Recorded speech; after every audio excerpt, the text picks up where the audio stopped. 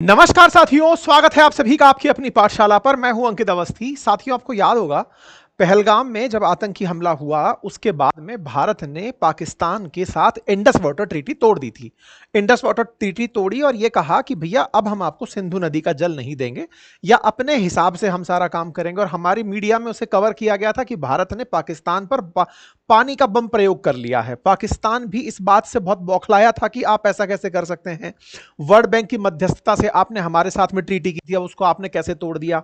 हमने अपने इस पूरे वॉर टाइम में एक बात आप लोगों को बताई थी और वो ये था कि भारत ने ना केवल पाकिस्तान से इस बार संघर्ष किया अपितु चीन और तुर्की भी मिलकर के उसको सहयोग कर रहे थे। ये कुछ दिन पहले ही हमारे एक सीनियर आर्मी के ऑफिसर ने इस बात को बोला था, deputy chief of army staff ने बोला था कि भैया इंडिया केवल पाकिस्तान से लड़ाई नहीं लड़ा, उसने चीन से भी लड़ा, तुर्की से भी लड़ा। क्यों? क्योंकि पाकिस्तान के साथ चाइना आकर खड़ा हुआ था और ये आपने हमने देखा भी था। चाहे इंटेलिजेंस सर्विसेज देना हो या फिर उसको बारूद असलहा उपलब्ध कराना हो, पाकिस्तान को पूरी तरह से अपने साथ करने में जुटा हुआ था। अब रिसेंटली जो भारत ने चीन के पाकिस्तान के साथ किया वैसा चीन हमारे साथ करने की प्लानिंग कर रहा है। एक तरह से कहिए तो पाकिस्तान का बदला चीन लेने की तैयारी कर रहा है। क्या कर रहा है? हेडलाइन पढ़िए। चाइना ने 167 बिलियन डॉलर की लागत से ब्रह्मपुत्र नदी पर डैम बनाना शुरू कर दिया है। यह न्यूज जैसे ही मार्केट में आती है, इसका नाम वापस से दे दिया जाता है लार्जेस्ट डैम ऑफ वर्ल्ड। और ये टिकलिंग वाटर बॉम्ब की तरह से है कि भैया ये पानी का बम बनाने की तैयारी कर रहे हैं। पानी का बम से मतलब होता क्या है? मतलब भारत ने भी ऐसा क्या किया था या फिर चाइना हमारे साथ क्या प्लान कर रहा है? तो वाटर बम का अर्थ केवल इतना है कि ये पानी अगर डैम में रोक दिया गया तो वहां से अगर छोड़ दिया जाएगा तो हमें ब्लास्ट कर देगा। मतलब वो पानी भारत में बड़ा नुकसान पहुंचाएगा। बिल्कुल वैसे जैसे इंडस वाटर का इंडस रिवर पर बने हुए डैम्स को अगर हम एक बार में खोल दें तो पाकिस्तान का बड़ा नुकसान हो सकता है। बिल्कुल वैसे ही अगर ब्रह्मपुत्र पर बने डैम को ये लोग खोल देंगे तो उससे भारत का बहुत नुकसान हो सकता है। अब ये खबर जैसे ही आती है, इसके रिपरकर्शंस, डैम कहां बन रहा है, कैसा डैम है। जब चर्चा हो डैम बड़ा है तो यह भारत के लिए कितना बड़ा खतरा बनेगा, इसकी चर्चा हम करेंगे। हम ये जानने का प्रयास करेंगे कि जो चीन हमारे लिए वाटर बॉम्ब बना रहा है वो भारत के लिए चिंता का विषय कैसे बन सकता है। चूंकि कहा जा रहा है कि ये दुनिया का सबसे बड़ा डैम बन रहा है, तो अब तक दुनिया का इलेक्ट्रिसिटी के उत्पादन के लिए जो डैम जाना जाता था वो चीन का था, एक डैम जिसका नाम था थ्री गॉर्ज डैम। ये थ्री गॉर्ज डैम से 3 टाइम्स बड़ा है। सोचिए, पूरी दुनिया में अगर विद्युत उत्पादन के लिए सबसे बड़ा डैम अगर माना गया तो वो चीन का थ्री गॉर्ज डैम था। अब उससे 3 गुना बड़ा डैम ये बना रहा है और वो भी ब्रह्मपुत्र नदी पर बना रहा है। ब्रह्मपुत्र बोले तो जो हमारे आसाम में होकर के बह रही है, जो अरुणाचल प्रदेश आसाम होते हुए फिर बांग्लादेश में एंट्री करती है। तो उस नदी पर अगर ये डैम बना रहा है तो ये भारत के लिए कितनी चिंता का विषय है। क्या इसकी वजह से भारत के आसाम और अरुणाचल प्रदेश क्षेत्रों में सूखा पड़ जाएगा? क्या बांग्लादेश को पानी का क्राइसिस हो जाएगा? या फिर कल को भारत के साथ कोई बात बिगड़े और ये डैम खोल दे तो क्या अरुणाचल प्रदेश और आसाम के अंदर बहुत ज्यादा तबाही आ जाएगी? ये सारी बातें आज के सेशन में हम जिक्र करेंगे, ठीक है। लेकिन उससे पहले एक बहुत ज्यादा जरूरी जानकारी है और वो ये जान लीजिए। मैं आपसे जो अनाउंसमेंट में कह रहा था कि मानसून ऑफर आने वाला है वो आपके सामने है। और मानसून ऑफर ये है कि अपनी पाठशाला के कोर्सेज में हमारे कोर्सेज की जो भी प्राइसेस आपको थी और साथ में जो हमारे हैंड रिटन नोट्स आपको उपलब्ध कराए जाते थे, courses plus handwritten notes की जो कीमत है वो फिलहाल आने वाले कुछ दिनों के लिए आपको उपलब्ध हो रहे हैं 4500 में। हमारे 4 subject history, geography, polity, economy completely updated. वो पूरा कंटेंट न्यूज मतलब जो अब तक के हिसाब से अपडेटेड है वो, प्लस हमारा पढ़ाया हुआ बेहतरीन कंटेंट आपको उपलब्ध हो रहा है अपनी पाठशाला ऐप पर। आप जाकर इसका लाभ ले सकते हैं। इसे तुरंत करिएगा। ऑफर सीमित समय के लिए है।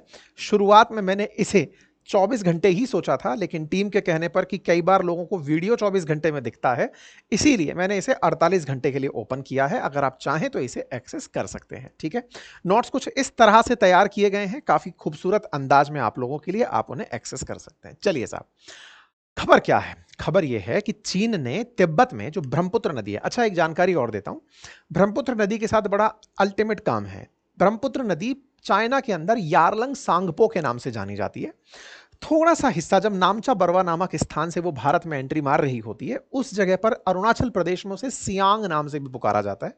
उसके बाद वो आसाम में एंट्री करती है ब्रह्मपुत्र के नाम से, और आसाम से जब बांग्लादेश में जाती है तो ये नदी जमुना के नाम से जानी जाती है। ठीक है, दुनिया का सबसे बड़ा हाइड्रो पावर डैम इसी के ऊपर बन रहा है। चीन के प्रधानमंत्री ली कुआंग ने इसकी शुरुआत कर दी है। लागत 167.8 बिलियन डॉलर, मतलब ये इतना ज्यादा रुपया, 12 लाख करोड़ रुपए की लागत से इसे बनाया जा रहा है।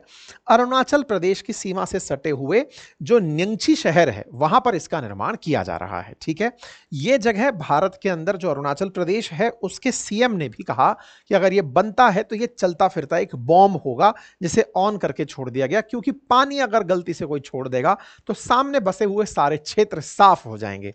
चाइना के प्रीमियर ने, यह कल की खबर है, इसका अनाउंसमेंट किया। यारलंग सांगपो पावर प्रोजेक्ट बनना शुरू हो गया।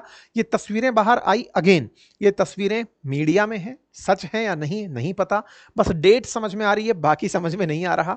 ऐसे में चीनी मीडिया ने जो जानकारी दी उसके अनुसार इनमें से एक इनका पीएम है जो बीच में खड़े हुए हैं, उन्होंने ये जानकारी दी कि चाइना ने अपनी तरफ से इसका निर्माण शुरू कर दिया है। इसमें चीनी मुद्रा है युआन, तो 1.2 ट्रिलियन युआन यानी 167.8 बिलियन डॉलर का खर्च आने वाला है। यह डैम थ्री गॉर्ज डैम से 3 गुना बड़ा है। 30 करोड़ लोगों को सालाना, अब आप सोचिए डैम बनाया जाएगा तो असल उद्देश्य क्या है? असल उद्देश्य है हाइड्रो पावर पूरा करना, यानी कि पानी से बिजली उत्पादित करना।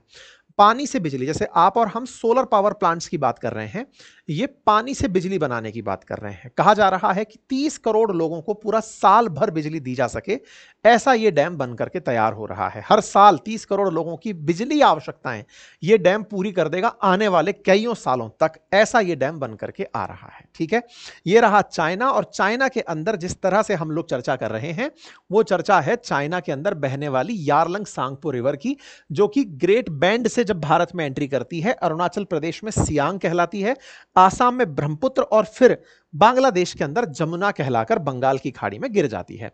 तो कुछ इस प्रकार से ये ब्रह्मपुत्र रिवर है जो आकर के यहां पर गिरते हुए दिखाई देती है। इसी जमुना के अंदर गंगा आकर के मिलती है। ठीक है ना, तो ये सारी आकर के इस गंगा पद्मा के नाम से आकर मिलती है, बाद में फिर मेघना बनकर बंगाल की खाड़ी में ये गिर जाती है।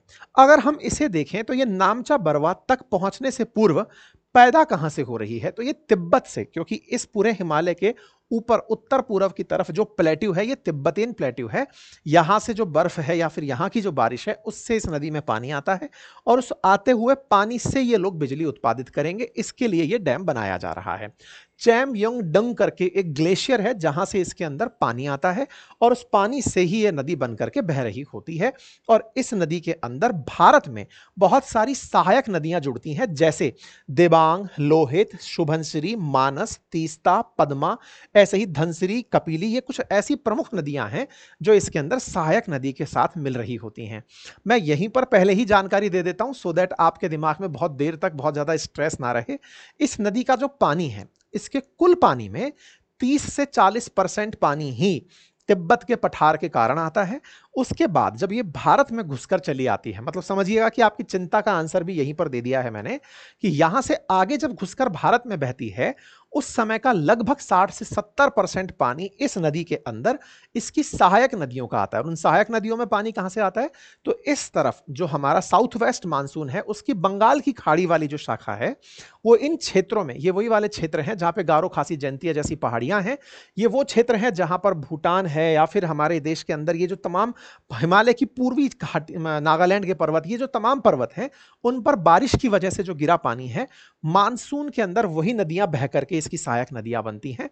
ब्रह्मपुत्र की कुल पानी का लगभग 60% पानी मानसून से आता है और इसी कारण से आसाम में इसकी वजह से भीषण बाढ़ भी आती है। मतलब ब्रह्मपुत्र में काफी सारा पानी आ जाता है। ठीक है, तो ऐसा कुल मिलाकर के ब्रह्मपुत्र के अंदर पानी की व्यवस्था कर रहे हैं। हेडलाइंस क्या बनती हैं? China approve Tibet mega dam that could generate 3 times more power than three gorge. अब ये थ्री गॉर्ज डैम कुछ इस तरह का दिखा हुआ डैम है। यांगत्से रिवर पर स्थित थ्री गॉर्ज डैम है और ये डैम जब पानी का निकास करता है, इसी जगह पर बिजली का उत्पादन इससे किया जाता है। यांगत्से रिवर पर ही थ्री गॉर्ज डैम है स्थित। इसी नदी पर ही वुहान नामक शहर, जहां से कोरोना की जानकारी आई थी, वो निकल कर आई थी।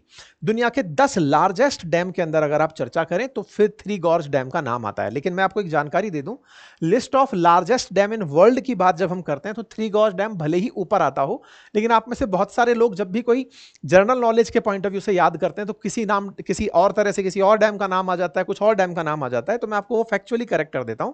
जब वाटर स्टोरेज कैपेसिटी की बात आती है तो सबसे ज्यादा करीबा वाला जो डैम है, जो कि जाम्बेजी रिवर पर स्थित है, जाम्बिया और जिम्बाब्वे के बीच में, उसमें सबसे ज्यादा पानी भरा जाता है। कंस्ट्रक्शन मटेरियल जिसमें ज्यादा यूज हुआ हो तो इसके लिए सिनक्रूड टैलिंग डैम, जो कनाडा के अंदर स्थित है, उसमें कंस्ट्रक्शन के दौरान मटेरियल बहुत यूज हुआ।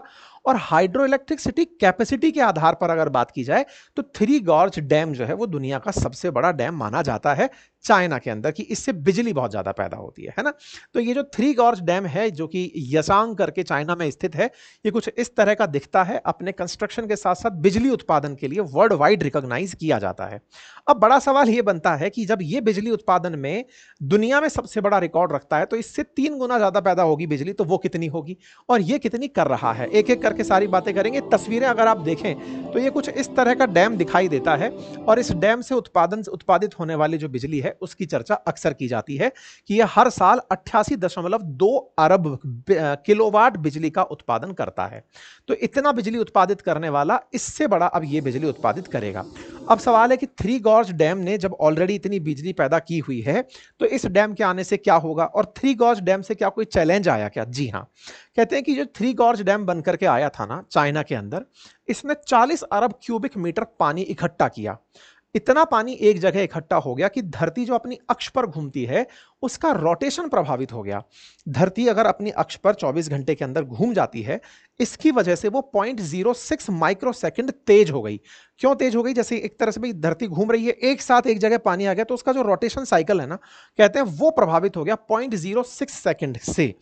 पानी का एक जगह प्राकृतिक रूप से एकत्रित ना होना वजन का कारण बनता है। तो जब धरती इस तरह बनी है तो चाइना ने पानी एक साथ रोक करके धरती के मूवमेंट को प्रभावित कर दिया है। ऐसा कहते हैं कि 1919 में जब चीन के प्रधानमंत्री सुन यात सेन ने इसे बनाने का प्रस्ताव दिया था तो उन्होंने ना केवल यह कहा था कि हम बिजली उत्पादित करेंगे, बल्कि उन्होंने कहा दुनिया को चीन की ताकत पता चलनी चाहिए कि हम कितनी बड़ी बिजली उत्पादित कर सकते हैं। ठीक है, अब चीन तिब्बत पर ब्रह्मपुत्र नदी जो विशालकाय बांध बनाने जा रहा है वो इसी तर्ज पर बनाने जा रहा है। मतलब जो तिब्बत के अंदर बनने वाला बांध है वो इसी तरह जब बनेगा तो विचार करिए कि वो इससे 3 गुना बड़ा होगा।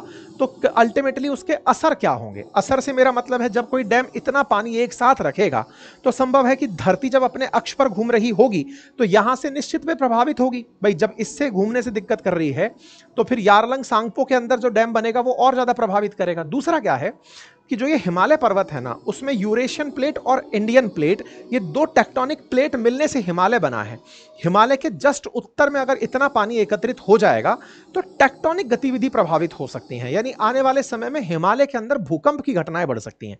क्योंकि ये जो हिमालय है ये दो प्लेटों के टकराने से मिलकर के बना है। तो यूरेशियन प्लेट के अगर एंड पर डैम बन जा रहा है जो कि अरुणाचल प्रदेश से जस्ट पहले है, तो इसकी वजह से धरती का मूवमेंट प्रभावित होगा, साथ ही साथ में इन दोनों की वजह से टेक्टोनिक गतिविधियां प्रभावित हो सकती हैं। इसी वजह से चिंताएं सबसे ज्यादा बढ़ी हुई हैं। चीन ने कहा है कि वो नामचा पर्वत जो पर्वत है यहां पर 30 किलोमीटर लंबी सुरंग बनाएगा।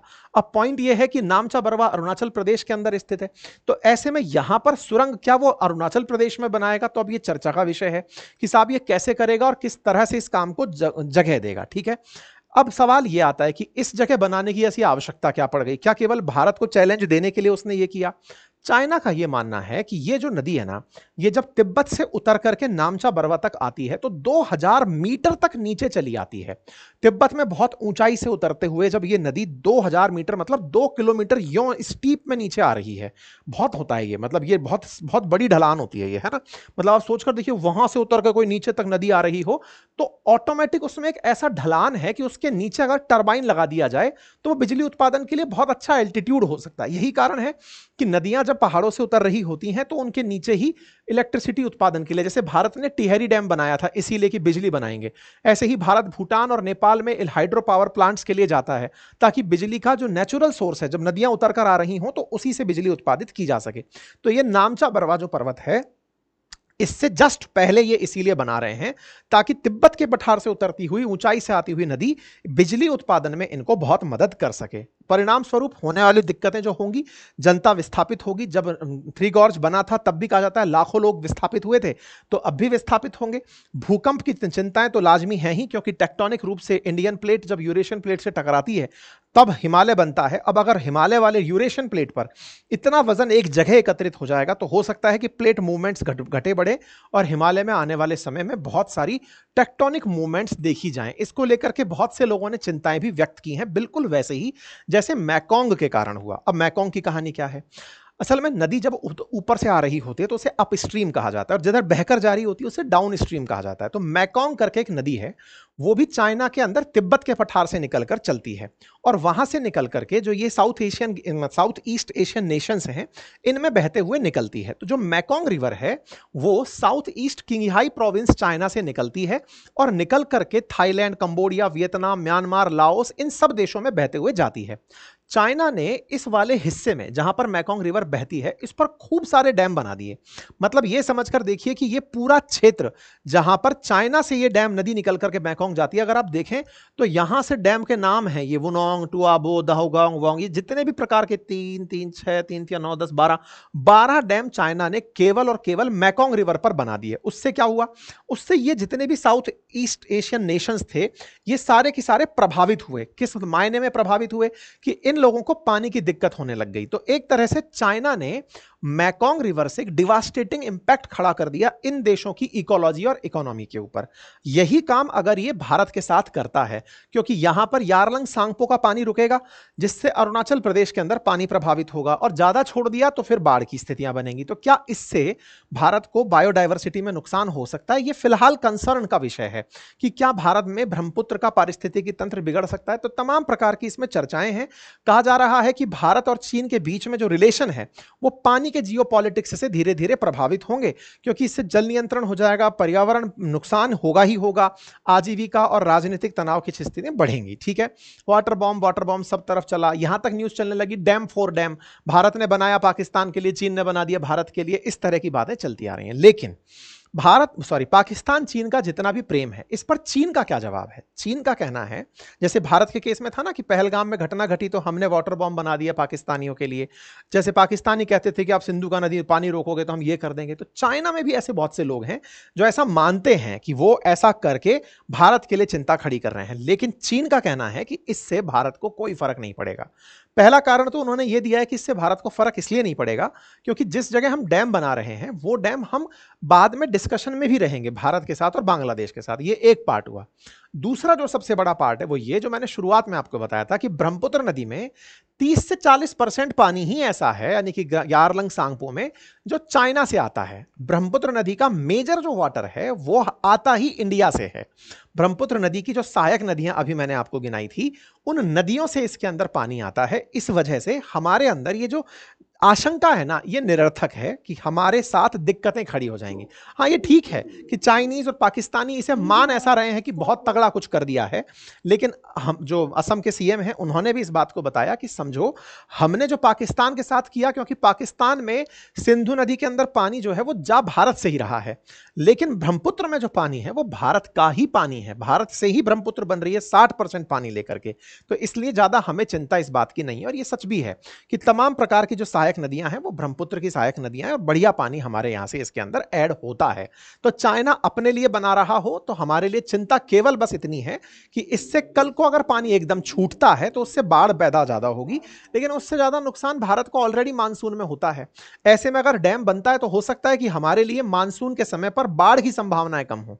हाँ, फिर भी अगर अचानक अरुणाचल प्रदेश में ऐसी स्थिति पैदा हो जाए कि चाइना पानी छोड़ दे तो भारत भी तैयारी कर रहा है इस क्षेत्र में डैम बनाने की।